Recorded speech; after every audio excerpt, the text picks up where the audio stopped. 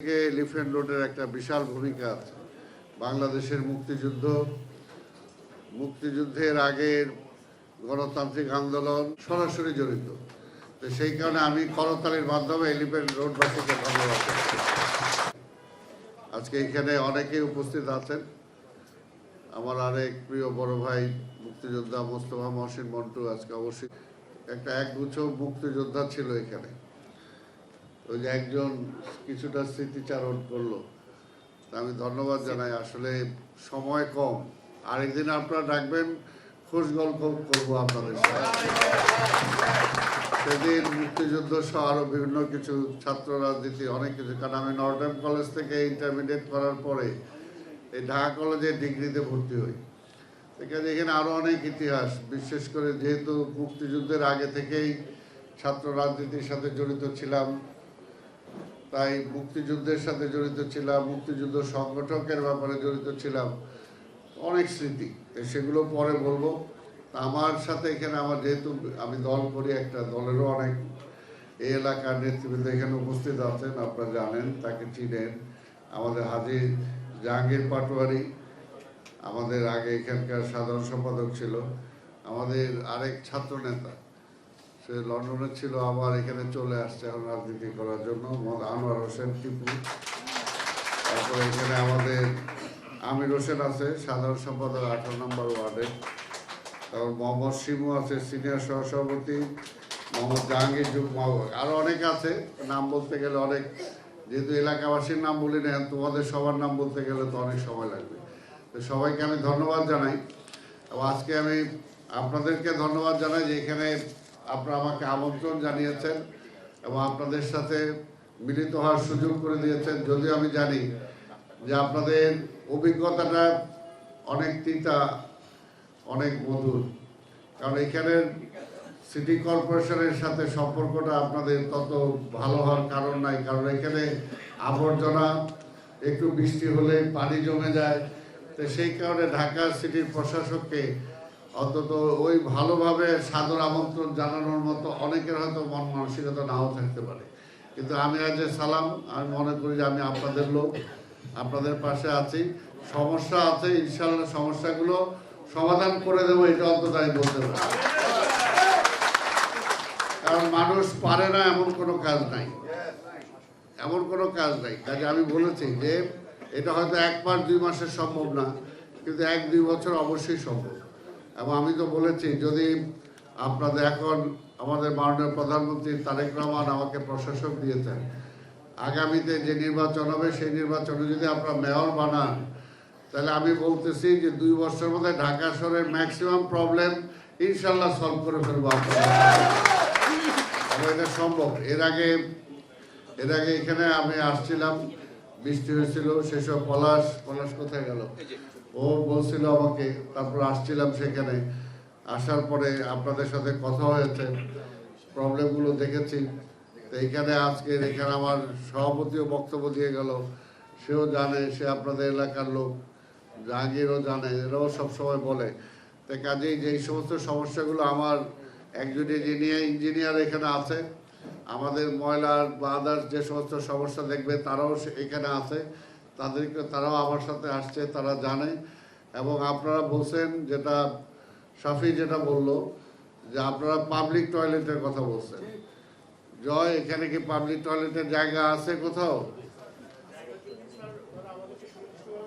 আমার ইঞ্জিনিয়ার, তো এখানে যদি তোমরা বলছো শাফি যে জায়গা পাওয়া যাবে, জায়গা যদি খুঁজে বের করে দেওয়া যায়, ইনশাআল্লাহ 2-1 মাসের মধ্যে তোমাদের পাবলিক টয়লেট হয়ে যাবে। কিন্তু জায়গাটা খুঁজে বের করে দিতে হবে, জায়গাটা খুঁজে বের করে দিলে আমরা এটা করবো। আর এখানে পয় নিষ্কাশনের জন্য যেটা আমি আপনাদের বলি সভাপতি সাহেব, এখানে আসলে হয়েছে কি, ঢাকা শহরের পানি সরার জন্য আগে যে খালগুলো ছিল, আগে এলাকার পানিগুলো সরে যাওয়ার জন্য এখান থেকে একটা ড্রেনেজ সিস্টেম হয়ে একটা নামার মতো এদিক দিয়ে সুযোগ ছিল, আজকে সেগুলো সব বন্ধ হয়ে গেছে। কাজে এই পানিগুলো নেমে এখান থেকে নিয়ে যেতে হবে আমার বুড়িগঙ্গাতে। তো বুড়িগঙ্গাতে নেওয়ার জন্য তো সেই যেই আন্ডারগ্রাউন্ড যে পানি নিষ্কাশনের সে ওয়েটা কিন্তু এখানে নাই। কাজে এটার জন্য মাননীয় প্রধানমন্ত্রীকে আমি বলেছি, এবং গত 2 দিন আগেও ওনার সাথে কথা হয়েছে, ওনার কাছে আমরা একটা প্রজেক্ট দিয়েছি। একেবারে ধানমন্ডি থেকে শুরু করে নিউ মার্কেট হয়ে আপনি জানেন ঢাকা কলেজ পর্যন্ত পানিতে সয়লাভ হয়ে যায়। টিচার্স ট্রেনিং ইনস্টিটিউট সেটাও সব ভরে যায়। কাজে টোটালটাকে পানি নিষ্কাশনের জন্য আমরা একটা স্কিম নিয়েছি। প্রধানমন্ত্রী নিজেও সেটা অ্যাপ্রুভ করেছেন। আমি আশা করি এটা তো আর 2-1 মাসের মধ্যে হয়ে যাবে না, তবে এটা হবে, এইটুকু আমি আপনাদের নিশ্চয়তা দিতে পারি, এটা হয়ে যাবে। আর আরেকটা যেটা যে ইমিডিয়েট যেটা আপনারা দেখছেন যে আমি আসার পরে 2-4 বার বৃষ্টি হয়েছে, এর মধ্যে 2 বার বোধহয় আপনাদের পানি বন্ধ হয়েছে। 2 বার পানি বন্ধ হওয়ার পরে আগে হয়তো অনেক সময় থাকতো, আমি পরের দিন আবার ওই দিন 2 দিনই আমি চেষ্টা করছি পানি নিষ্কাশনের জন্য। এবং এইবার মনে হয় একটু আমার ধন্যবাদ দেন যে অতি দ্রুত সময় নিউ এলিফ্যান্ট রোডে গেছে, কারণ যে বললাম যে পানি এখান থেকে আমি পানি নিউ এলিফ্যান্ট রোডে দিতে পারি, নিউ এলিফ্যান্ট রোডের থেকে শাহবাগে দিতে পারি, কিন্তু পার্মানেন্ট সমস্যা তো এটা না, সমাধান এটা না। এই পানিটা টেনে নিয়ে যেতে হবে বুড়িগঙ্গায় নিয়ে যেতে পারলেই সমাধানটা হবে, নাইলে হবে না। এটার জন্য আমাকে সময় দেন। তবে আপাতত যদি পানির জলবদ্ধতা এগুলো হয়, এখন আমাকে সেচ করে ছাড়া, পাম্প করা ছাড়া এই পানি নিষ্কাশনের কোনো ওয়ে নাই। এটা হলো সাময়িক। এই বর্ষাটা আপনাকে এইভাবে কষ্ট করে একটু কাটাইতে হবে। আগামী বর্ষায় অন্তত আমি বলি, আপনাদের দোয়া যদি মেয়র হয়, আগামী বর্ষায় আপনাদের এই সমস্যা থাকবে না। এইটুকু সময় আপনার আমাকে দিতে হবে। আর অন্যান্য যেগুলো আছে আপনাদেরও আমি সহযোগিতা চাই। ওই দিন এসে এই যে এখানে আমি আমাদের এই থানার বিএনপির যারা জড়িত আছে সবাইকে বলবো আমি যে এখানে আমাদের জাহাঙ্গীর পাটোয়ারি, তুমি সহ, আমি সহ, তোমাদের সবাইকে, সভাপতি বক্তব্য দিচ্ছে, আমাদেরও বক্তব্য দেয়নি কিন্তু এখানে উপস্থিত আছে, ব্যবসায়ীদের সাথে যারা জড়িত, ভাই অ্যাবসলিউটলি ব্যবসায়ীরা কিন্তু এই এলাকাটাকে আপনারা গান্দা করে ফেলেন, আমার কিছু মনে করেন না, আমি সত্য কথাটা বলি। ব্যবসায়ীরা যদি নিজেদের আবর্জনাগুলো, ময়লাগুলো এক জায়গায় ফেলেন, তাহলে কিন্তু আর এটা হয় না। আমি ওই দিন আসছি রাত্রেবেলা, পুরো এই রাস্তাটা একদম ময়লা দিয়ে ছয়লাম। তখন আমার অনেকেই বললো, ওদেরকে বললাম যে তোমরা কেন এগুলো দেখো না? এগুলো আবার সকালে নিয়ে যাক, সেটা হলো পরের কথা, কিন্তু সারা রাত এটা ফেলে রাখলে দেখতেও তো খারাপ লাগে। তো কাজেই আমি অনুরোধ করব আপনাদেরকে সবাইকে, এলাকাবাসীকেও, যে ময়লাটা যেখানে ফেলার সেখানে ফেলতে হবে।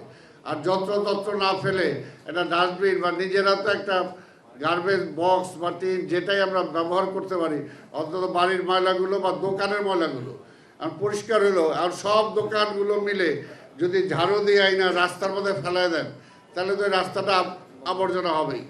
এবং এইগুলোই সারাদিন দেখা যায় যে এই আবর্জনার মধ্যে পুরা গাড়ি ঘোড়া চলে, এই আবর্জনাগুলো ছড়ায় যায়। তো কাজে এইগুলো একটা আপনাদের ডিসিপ্লিন আনতে হবে। এইগুলো আনার জন্য কিন্তু সিটি কর্পোরেশন পাহারা দিতে পারবে না। এটার জন্য আপনাদের মতো এই যে হৃদয়ে, এলিফ্যান্ট রোড, এই ধরনের সংগঠন দরকার।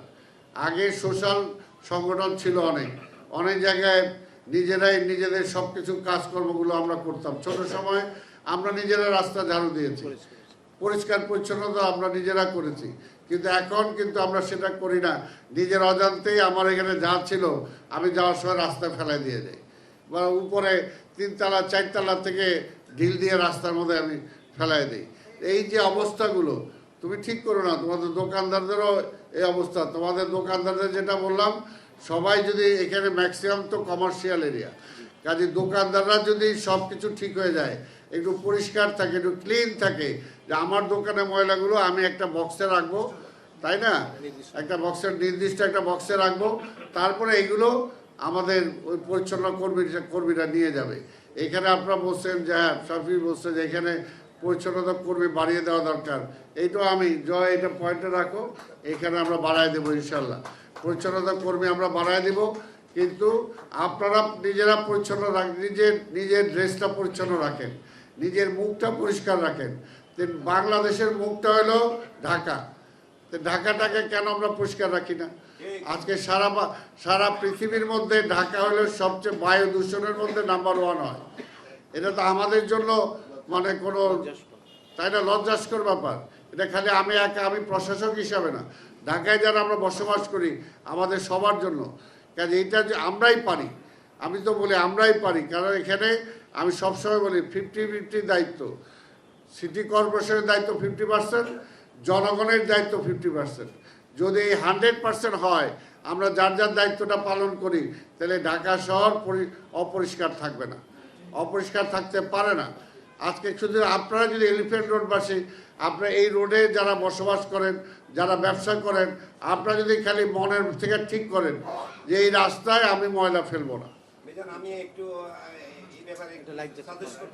সাজেস্ট দরকার নেই, এটা পরে বিষয়টা আগে কথা শুনে নেন। যেটা বলতেছি, এর আগে নির্বাচন করছেন, আবার করতে চান, যারাই করতে চান তাদেরকে জনগণের জন্য একটু কাজ করেন, একটু নামেন। যারা এখানে ক্যান্ডিডেট একজন দুজন কয়েকজন আছে, তো কাজেই যারাই কাজ করতে চান আল্লাহর রাস্তে জনগণের কাছে নামেন, জনগণের কাছে যান, জনগণের ময়লাগুলো পরিষ্কার করার চেষ্টা করেন। যারা কাউন্সিলর হবেন, এখন থেকে কমিশনার হইতে চান, এখন থেকে সেই কাজগুলো করেন। এই যে আমি মেয়র হইতে চাই, আমি তো আইতেছি জনগণের কাছে।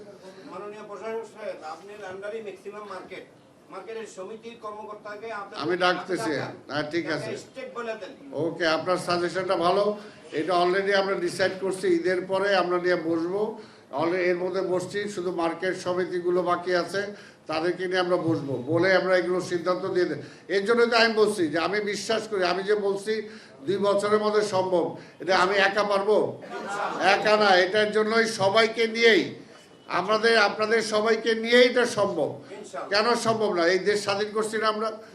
অনেকে বলছে আরে পাকিস্তানের মতো একটা বাহিনী, এর সাথে লড়াই করেই ছোকরা পোলারা পারবে, কিন্তু আমরা তো পারছি, আমরা পারছি।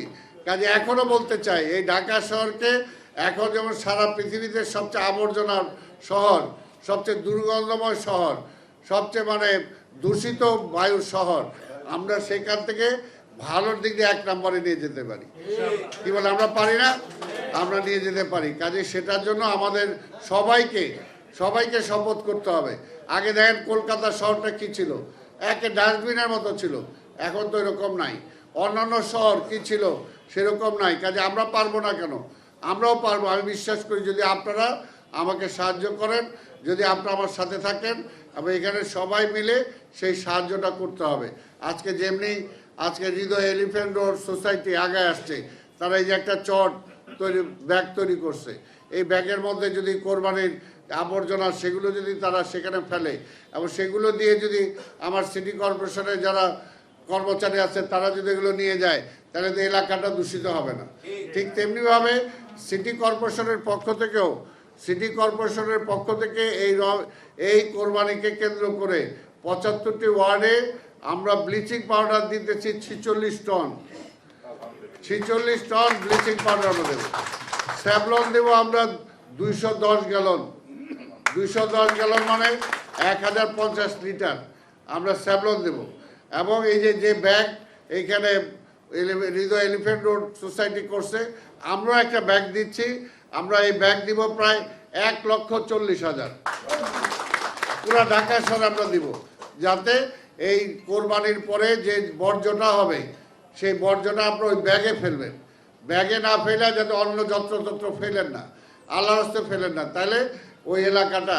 এবং আমরা চেষ্টা করব, দেখেন আমরা এইগুলো ক্লিন করার জন্য আমরা বেলা 12টা থেকে 8 ঘন্টার মধ্যে, আমাদের প্রধানমন্ত্রী অনেক এই ব্যাপারে কঠিন, আমাদেরকে নির্দেশ যে 8 ঘন্টার মধ্যে পরিষ্কার করতে হবে।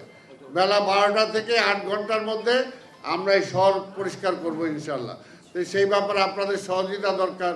যেখানে সেখানে আপনার কোরবানিটা দিয়েন না, কোরবানিটা এরপরে হয়তো এখন হচ্ছে না, 2-3 বছর পরে আমরা বিদেশের মতো করতে পারি, যে যেখানে সেখানে আমরা কোরবানি না দিয়ে স্লটার হাউস আমরা করে দেবো। আছে আমাদের 2টা স্লটার হাউস, এগুলো আমরা আরও বাড়ায় দিতে পারি।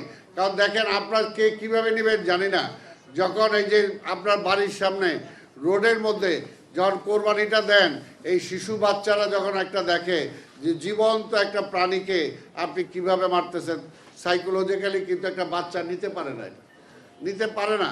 বিদেশে কিন্তু এগুলো নাই, এভাবে হয় না।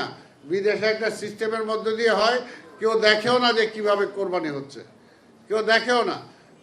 কাজেই আমরাও চাই আস্তে আস্তে ওই সিস্টেমটা আনার জন্য, যে ঢাকা মহানগরীতে সারা শহর জুড়ে কোরবানি হবে, সেটা না করে যাতে নির্দিষ্ট কিছু জায়গায় আমরা করতে পারি। যদি আমরা সবাই এলিফ্যান্ট রোডবাসী যদি একমত হই, এলিফ্যান্ট রোডবাসী একটা জায়গায় আমরা করব, আমরা কি একমত হইতে পারি না? আমরা পারি, কিন্তু কাজে আমরা পারি, সেটা আমরা ইচ্ছা করলেই পারি। কাজে সেটার জন্য দরকার এই ধরনের হৃদয় এলিফ্যান্ট রোড, হৃদয় এলিফ্যান্ট রোডের মতো সংগঠন দরকার। ব্যবসায়ীদেরকে, ব্যবসায়ী যে সমস্ত সংগঠন আছে তাদেরকে সেই কাজগুলো করতে হবে, আগে আসতে হবে। আগে আসলে দেখা যাবে আমরা সুন্দর ঢাকা করতে পারবো। তা না হলে প্রশাসক, আমি থাকি বা যেই থাকি, মেয়র যেই হোক না কেন, সবার সহযোগিতা ছাড়া কোনোভাবেই কিন্তু এটা করা সম্ভব না। তাই কাজেই আমি আপনাদের সহযোগিতা চাই। এবং পাশাপাশি আজকে দেখেন মাননীয় প্রধানমন্ত্রী মাত্র 3 মাস হয়েছে, মাত্র 3 মাস হয়েছে তিনি, ঠিক আছে, মাত্র 3 মাস হয়েছে তিনি রাষ্ট্রের দায়িত্বে আসছেন। এই 3 মাসে কিন্তু অনেক কাজ করার চেষ্টা করছে, অনেক কাজ। কিন্তু আজকে তাকে এখনই একটা আন্দোলনের মধ্যে কয় ফেলাই দিব। আরে ভাই, ফেলাই দেওয়ার কি হলো? এই জনগণ ভোট দিয়ে আনছে না তাকে। তারপরে বলে জুলাই সনদ। আর ভাই, জুলাই সনদ কোত্থেকে আসলো? আমাদের 17 বছরের আন্দোলনেই তো জুলাই সনদ, আমরা তো সেটার বাইরে না। আর সবচেয়ে বড় কথা, জনগণের জন্য কাজ করতেছে কিনা সরকার, এটা দেখতে হবে। আজকে জনগণের কাজ করতেছে না তারেক রহমান, আজকে এটা দেখতে হবে। বলে জনগণ নাকি তাদের পক্ষে চলে গেছে।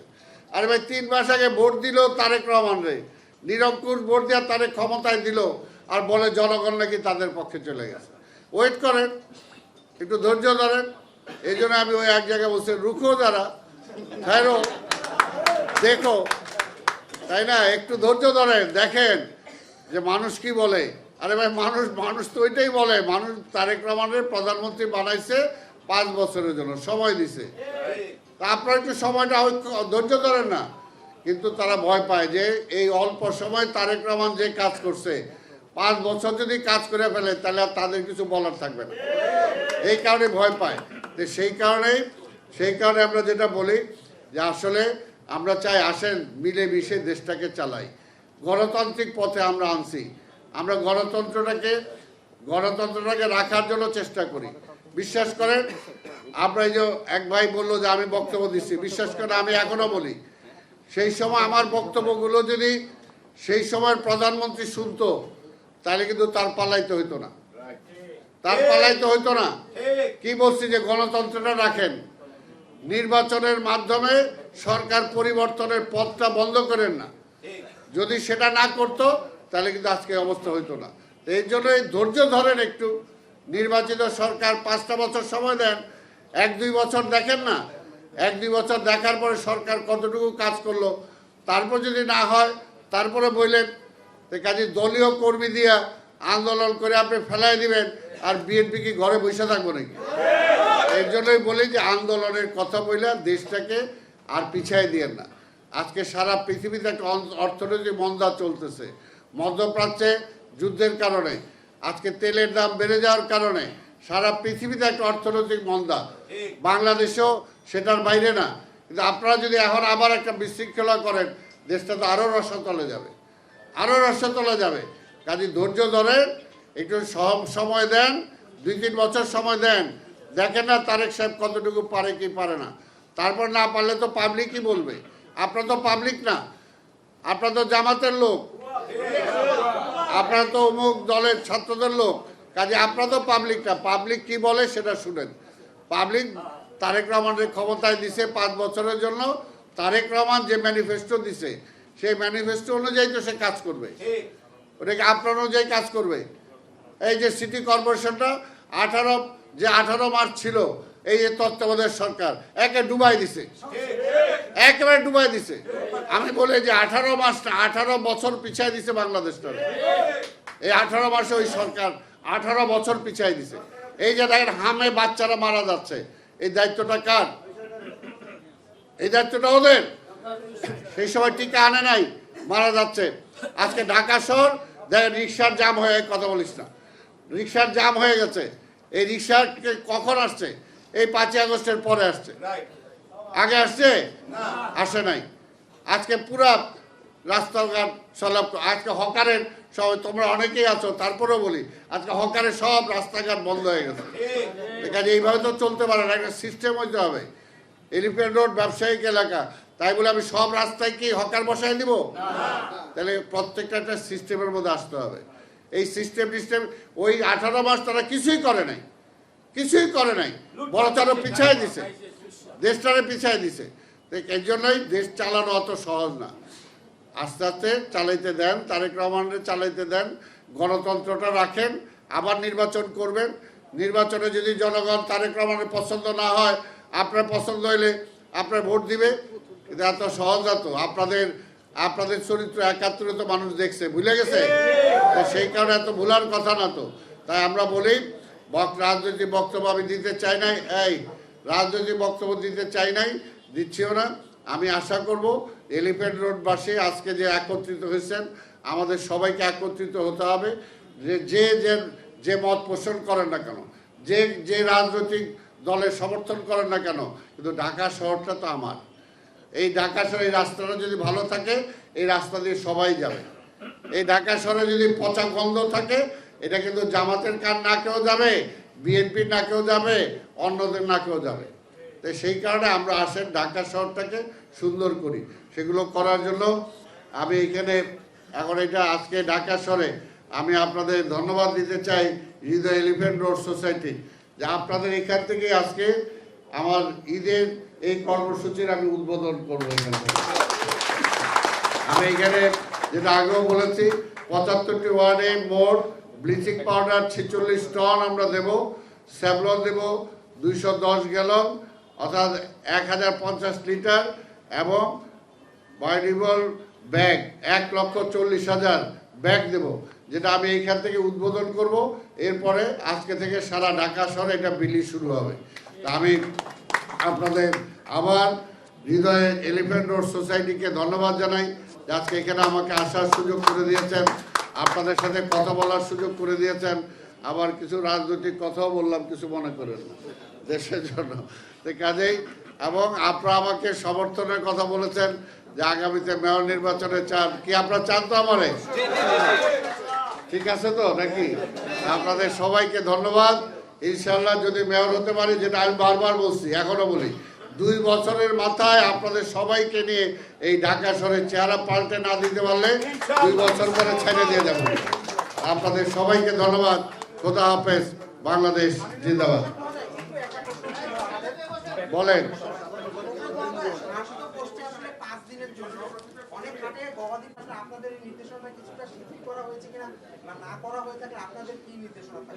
না কে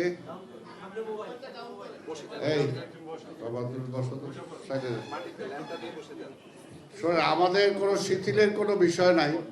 আমরা যেটা নির্দেশ দিয়েছি, গাইডলাইন দিয়েছি, সেটা আমাদের আছে। এই ব্যাপারে আমরা পুলিশদেরকে বলবো যে তারা যাতে এটাকে কেউ যদি পালন না করে, তাহলে তার বিরুদ্ধে যথাযথ ব্যবস্থা নেওয়ার জন্য আমরা বলবো। ঠিক আছে?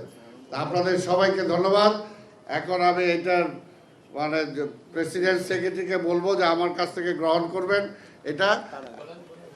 করবেন এবং আজকে আমার এই কর্মসূচির এখানে উদ্বোধন।